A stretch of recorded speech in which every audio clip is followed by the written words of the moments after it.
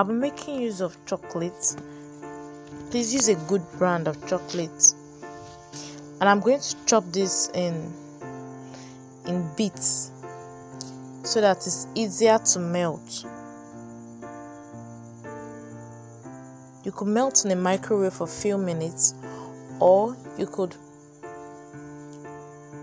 place your bowl in a pot with water and then bring the water to a boil on low heat. The chocolate is melted, and it's the second option I'm going to use. Just place my chocolate in my glass bowl. You could use a stainless bowl too, but don't use a plastic bowl. Pot of water, and now it's melted nicely, no lumps. Next, I'm going to be using a silicone mold. I'm applying the chocolate on the silicone mold.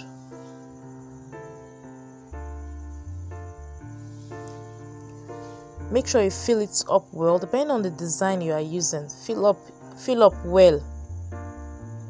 Then scrape off the excess. Now you could also use this chocolate to do stenciling on your buttercream cakes. Scrape off the excess. I'm just scraping off the excess.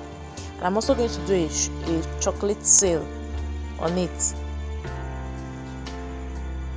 I'll use this chocolate to make chocolate sail. If at any time you notice your chocolate is getting hard, you melt it again, either with microwave or with the boiling method. Now I'm going to apply this on a parchment paper. If you are still watching, it means you enjoyed the video. Please subscribe. When applying it, make sure it's a thin application. You want the chocolate to spread nicely, to be thin, not thick. Now once I'm through, I'm going to use a peg to shape the sail the way I want, just like we did in the previous sugar sail. And I'm going to leave this to dry.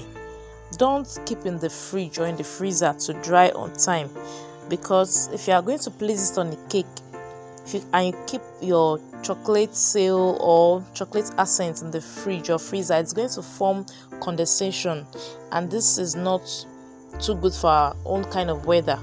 So you just leave it in a cool, dry place to dry completely.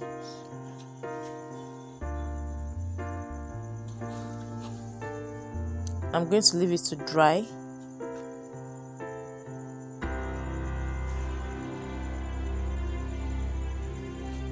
And this is ready. Same rule applied to when you are making stenciling with chocolate. Leave it to dry in a cool, dry place, not in the fridge or freezer. These are ready.